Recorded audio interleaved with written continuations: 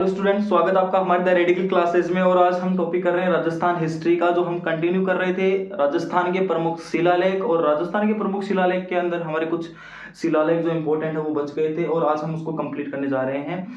तो आप सबसे पहले हेडिंग लगाएंगे राजस्थान के शिलालेख में, और वो हेडिंग है आज की अपने सारण का लेख।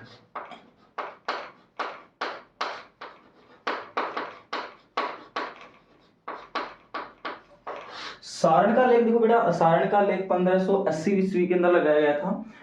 और 1580 ईस्वी के अंदर पाली के अंदर लगवाया गया था। कहां पे लगवाया गया था? पाली के अंदर। तो आप हेडिंग के अंदर रखेंगे कि ये 1580 में लगवाया गया था। और कौन से डिस्ट्रिक्ट के अंदर? पाली डिस्ट्रिक्ट के अंदर।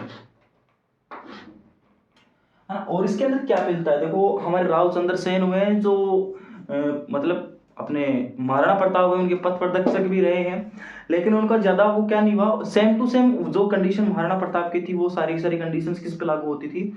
अपने राव चंद्र सेन पे लागू होती थी, जिसको बूला बिसरा राजा के नाम से भी जाना जाता है राजस्थान के इतिहास के अंदर। और हम उसी राजा की बात करेंगे। तो ये जो राव चंद्र सेन थे, ये वैसे बहुत ही क्या थी, उनकी एक ही मोटो था कि हमें किसकी अधीनता स्वीकार नहीं करनी, अपने मुगलों की अधीनता वो स्वीकार नहीं करनी है। लेकिन ये लोकप्रिय नहीं थे, ये जनता के अंदर अपनी इमेज नहीं बना पाए। क्यों नहीं बना पाए? क्योंकि उन्होंने जनता को ही लूट लिया था। अपनी सेना को जो तनख्वाह देने के लिए, सेना के लिए जो धन इकट्ठा कर रहे थे, उसके लिए उन्होंने अपनी जनता को ही लूट लिया था, इसलिए वो ज्यादा लोकप्रिय नहीं हो पाए। तो राव चंद्र सेन है, और उनका क्या मिलता है यहाँ पे? राव चंद्र सेन की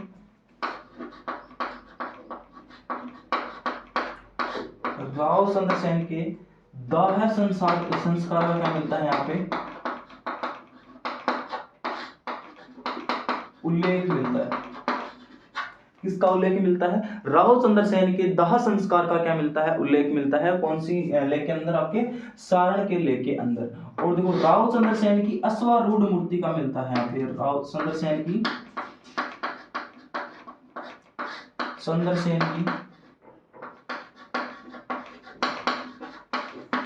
अश्वारूढ़ जो आपकी क्या मिलती है? मूर्ति मिलती है। ठीक है। और देखो क्या होता है यहाँ पे, एक चीज होती है जिसका नाम आपकी सती प्रथा। सती प्रथा और दास प्रथा का भी क्या मिलता है? इसके अंदर वर्णन मिलता है।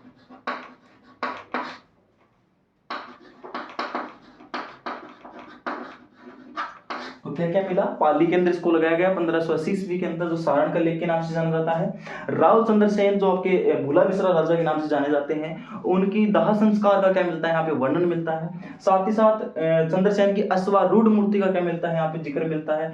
और सती प्रथा और दास प्रथा का क्या मिलता है? यहाँ पे वर्णन मिलता है, उल्लेख मिलता है। इस प्रकार ये हमारी कौन सी पद्धति है? अपनी सारण।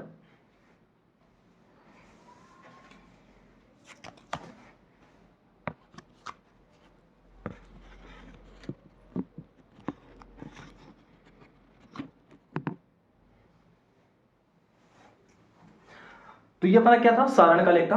आगे देखते हैं नेक्स्ट हेडिंग, जिसका नाम है आपका कौन सा लेख?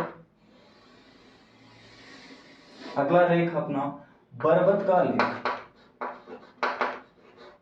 कौन सा लेख है? बरबत लेख। और ये बरबत लेख बेटा भरतपुर बयाना लेख के नाम से भी जाना जाता है। तो ये बयाना के अंदर लगवाया गया है 1613 और 14 ईस्वी के अंदर। कहां पे लगवाया गया है? बयाना भरतपुर के अंदर इसको लगाया गया है। ठीक है। अब देखो, इस लेख के अंदर अकबर की पत्नी ने, जिसका नाम है मरियम, अकबर की एक पत्नी भी है जिसका नाम है, अकबर की पत्नी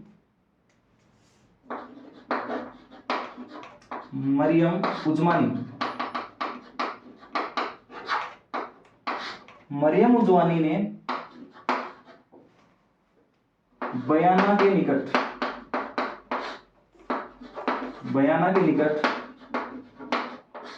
बरबत जगह पर, बरबत नामक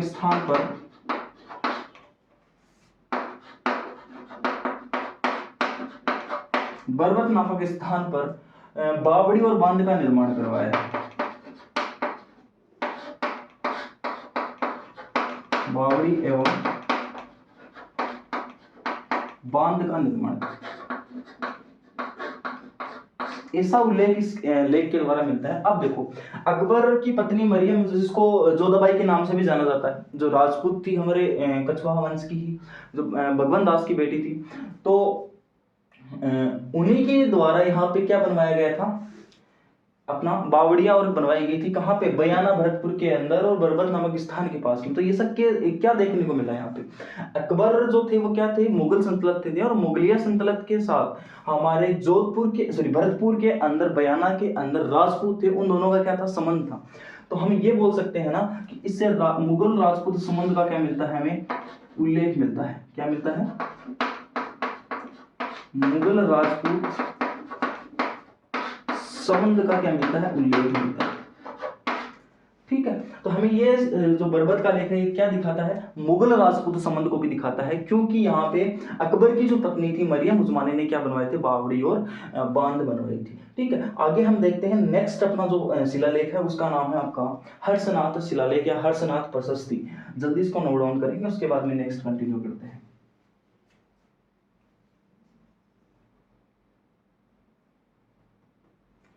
ठीक, अगला अपना प्रशस्ति है और वो है हर्षनाथ प्रशस्ति। कौन सी प्रशस्ति है, हर्षनाथ प्रशस्ति।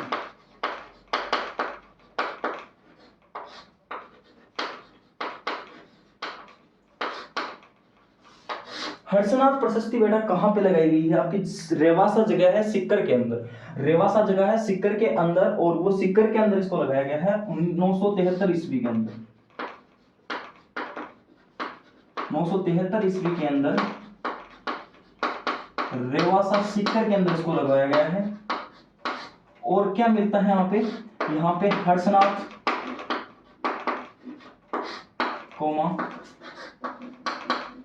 जीन माता का क्या मिलता है,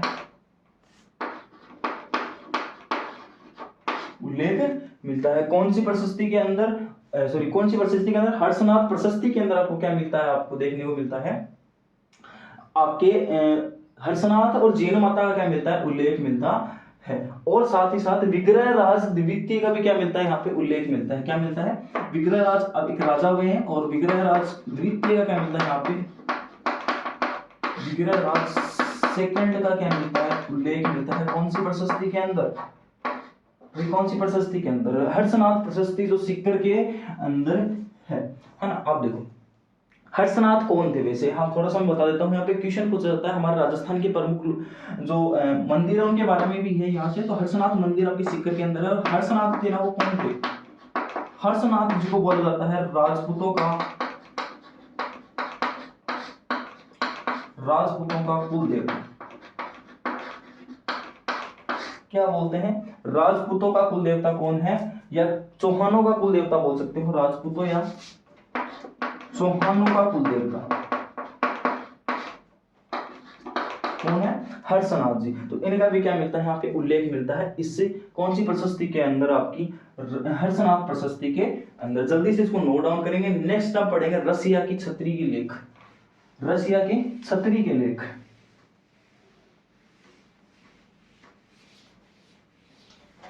अगला लेख अपना कौन सा हो जाएगा, रसिया की छतरी की लेख।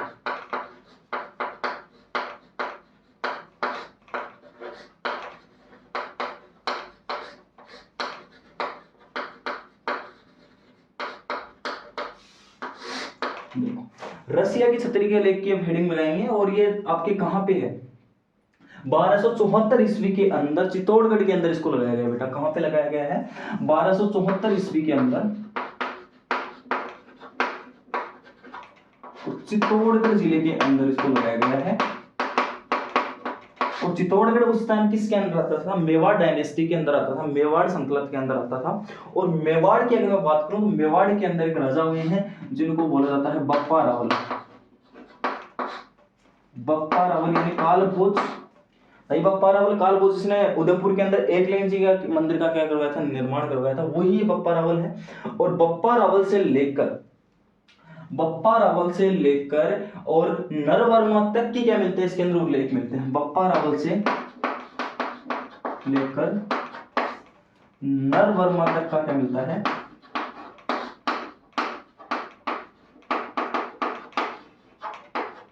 उल्लेख मिलता है। कौन सी प्रशस्ति के अंदर? रसिया की छतरी के लेख के अंदर मिलता है। साथ ही साथ देखो इसके अंदर दास प्रथा और सती प्रथा का भी क्या मिलता है? वर्णन मिलता है। दास प्रथा व सती प्रथा का भी क्या मिलता है? उल्लेख मिलता है। भाई राजस्थान के अंदर अगर सती प्रथा नहीं होगी तो कहां पे होगी? राजस्थान की वो वीरांगनाएं जो अपने पति की मौत के साथ ही, उनकी चिता के साथ ही क्या हो जाती थी? सती हो जाती थी, है ना। अपने मान सम्मान के लिए, अपने सेल्फ कॉन्फिडेंस के लिए, अपने आत्म सम्मान के लिए क्या हो जाती थी? सती हो जाती थी। वही मेवाड़ है, अपना मेवाड़ की तरह है, जो आत्म सम्मान के लिए कभी अपना सर नहीं झुकाया था। पूरे राजस्थान की क्या है, गौरवान्वित क्या बन गई जगह बन जाती है, कौन सी? अपनी मेवाड़। और वहां पे अगर सती प्रथा नहीं मिलेगी तो कहाँ मिलेगी? तो ये अपना जो चित्तौड़गढ़ है वहीं से रिलेटेड है। और चित्तौड़गढ़ के अंदर भी, चित्तौड़गढ़ के दुर्ग के अंदर भी बहुत बड़ी बड़ी क्या हुई, सतियां हुई हैं। तो दास प्रथा और सती प्रथा का भी क्या मिलता है? यहाँ पे उल्लेख मिलता है। ठीक है, आगे हम देखते हैं इसके अंदर और क्या है। देखो क्या हो गया, 1274 ईस्वी के अंदर इसको लगाया गया था, चित्तौड़गढ़ के अंदर इसको लगाया गया था। और एक और चलती थी अस्पृश्यता।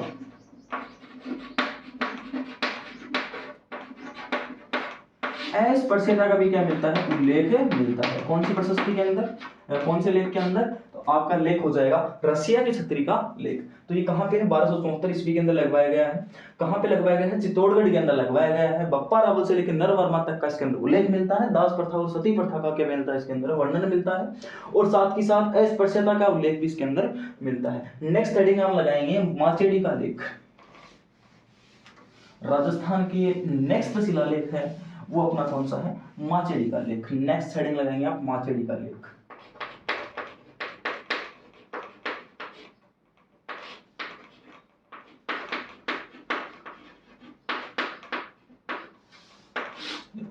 माचेडी का लेख आपको देखने को मिलेगा कहां पे? अलवर डिस्ट्रिक्ट के अंदर। कहां पे?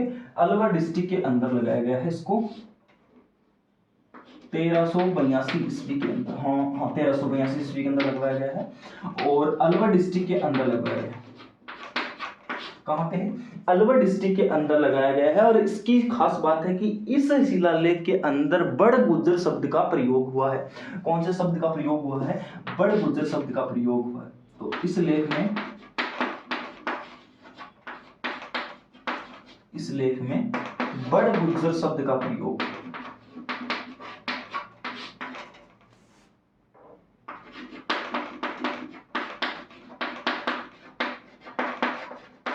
कौन से शब्द का प्रयोग हुआ है? बड़ गुज्जर शब्द का प्रयोग हुआ है। कौन से शिलालेख के अंदर? माचेडी के लेख के अंदर, जो कहां पे आपका अलवर डिस्ट्रिक्ट के अंदर है। बस इतना ही इंपॉर्टेंटली याद रखना है। किसके बारे में? माचेडी के बारे में। अगला हम शिलालेख देखते हैं जिसका नाम है खिजूरी का शिलालेख। खिजूरी गांव का लेख। और आपको पता होना चाहिए खिजूरी कहां पे है? खिजूरी कोटा में अपना लेख है वो कौन सा है? खिजूरी का लेख।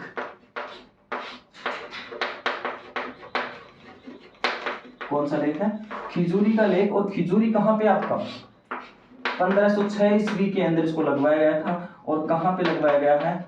कोटा के अंदर। अब मैं बता दूं कि हाड़ौती क्षेत्र हुआ करता था कोटा उस टाइम। और हाड़ौती क्षेत्र के अंदर आपके कोटा और बूंदी दोनों आते थे। और बूंदी उस टाइम राज्य हुआ करता था। और बूंदी राज्य का क्या मिलता है? इसके अंदर वर्णन मिलता है। इसका वर्णन मिलता है, बूंदी राज्य का वर्णन मिलता है। बूंदी राज्य का ऐतिहासिक वर्णन मिलता है। बूंदी राज्य के इतिहास का वर्णन मिलता है। ठीक है, आगे हम देखते हैं कि इसके अंदर बूंदी को किस नाम से जाना गया है? बूंदी का वृंदावती नाम से इसके अंदर उल्लेख है।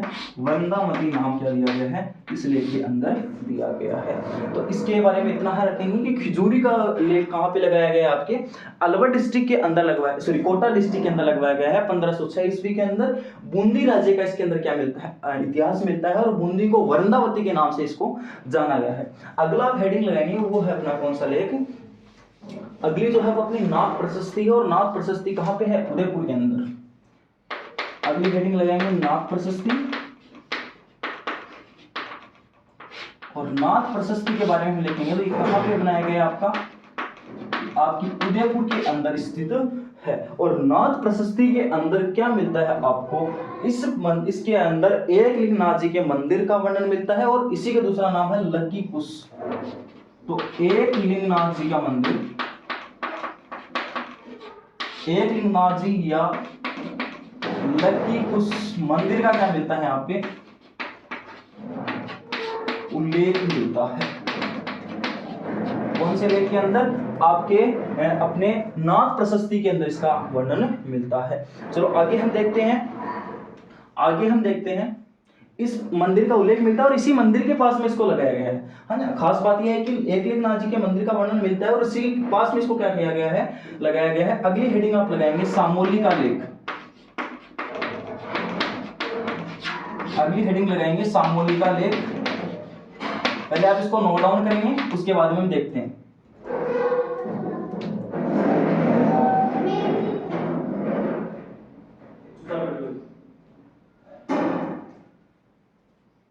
जल्दी से नोट डाउन करेंगे इसको। उसके बाद में हम अगला देखते हैं अपना सामोली का लेख। और सामोली का लेख बेटा आपका उदयपुर डिस्ट्रिक्ट के अंदर ही लगाया गया है। कहां पे लगाया गया है? उदयपुर डिस्ट्रिक्ट के अंदर ही लगाया गया है। 646 ईस्वी के अंदर इसको लगाया गया था। कई किताबों के अंदर 647 ईस्वी मिलता है, तो डाउट नहीं होना है। 600 सन आपको कोई नहीं पूछेगा, इतना पूछेगा कि सामोली का लेख कहां से संबंधित है, तो उदयपुर से संबंधित है। ठीक है, तो सामोली का लेख कहां पे है? उदयपुर के अंदर है। और इसके अंदर बहुत ही अच्छी बात लगाई गई है। इस शिलालेख के अंदर अजमेर का क्या बताया गया है? आजकल इसको कहां रखा गया है? अजमेर के संग्रहालय के अंदर लिखा गया है। सॉरी, अजमेर का क्या बताएंगे? अजमेर संग्रहालय के अंदर लिखा गया है। कहां पे?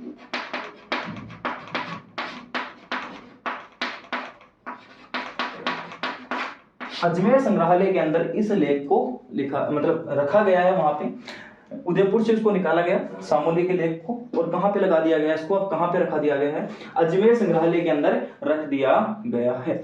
अब देखो यहाँ पे एक वर्ड का एक राजा हुए हैं गुहिलादित्य और शिलादित्य, है ना। गुहिलादित्य और शिलादित्य राजा का क्या मिलता है? इसके अंदर वर्णन मिलता है। तो इस यहाँ पे लिख देंगे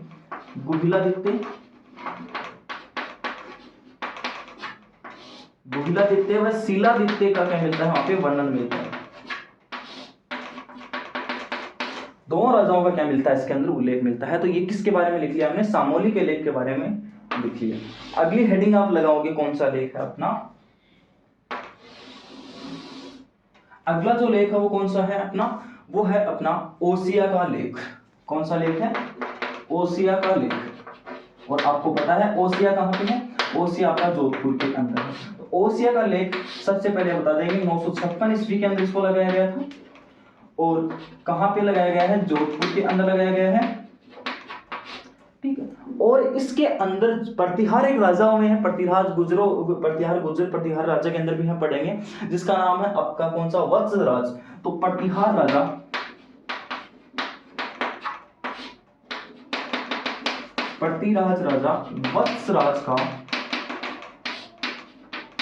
वत्सराज का क्या मिलता है? उल्लेख मिलता है। और क्या उल्लेख मिलता है इसमें? वत्सराज को क्या बताया है? इसमें वत्सराज को रिपु क्या बताया है? रिपु दमन बताया गया। रिपु दमन का मतलब होता है, रिपु का मतलब शत्रु, यानी शत्रुओं का दमन करने वाला राजा किसको बताया गया है? वत्सराज को बताया गया है। अब देखो इसके अंदर उस टाइम का जो समाज था ना, 10वीं सदी का क्या बताया गया? समाज। 10वीं सदी के समाज का क्या किया गया है? वर्गीकरण किया गया है। तो वर्गीकरण कितने पार्ट के अंदर किया गया है? 4 पार्ट के अंदर किया गया है। ब्राह्मण, क्षत्रिय, वैश्य और शूद्र। इन 4 पार्ट के अंदर इस लेख के अंदर 10वीं सदी का जो समाज था उसका 4 पार्ट के अंदर क्या किया गया है? डिवाइडेशन किया गया है। लिखा गया है कि ये 4 प्रकार के समाज एग्जिस्टेंस करते हैं। यहाँ पे क्या करते हैं? इनका अस्तित्व है। कितने समाज का? 4 समाज का। कौन कौन से? ब्राह्मण, क्षत्रिय, वैश्य और शूद्र समाज का इसके अंदर क्या मिलता है। हाँ, तो इतनी बात हमें किस शिलालेख से मिलती है? ओसिया के लेख से मिलती है, जो जोधपुर के अंदर लगवाया गया है। कब लगवाया गया है? 956 ईस्वी के अंदर लगवाया गया है। किसका वर्णन मिलता है? प्रतिहार राजा वत्सराज का वर्णन मिलता है। और वत्सराज को इसके अंदर क्या बताया गया? रिपु दमन बताया गया है। ये इंपॉर्टेंट थी, आप याद रखें। रिपु दमन का मतलब होता है शत्रुओं का दमन करने वाला राजा। ठीक है, आगे हम देखते हैं नेक्स्ट अपना किराड़ू का लेख। कौन सा लेख अपना? किराड़ू का लेख। कौन सा लेख है? और किराड़ू का लेख कहाँ पे होगा पता आपको?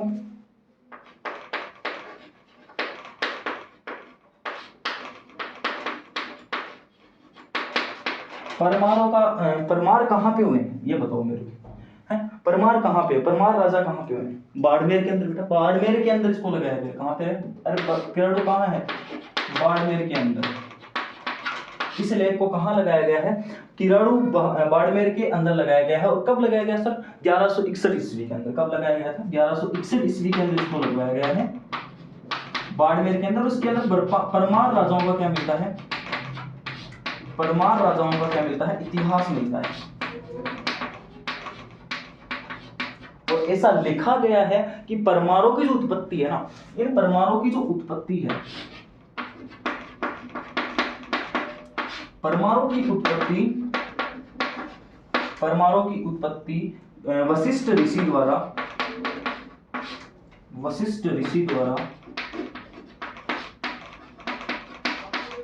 आबू पर्वत पर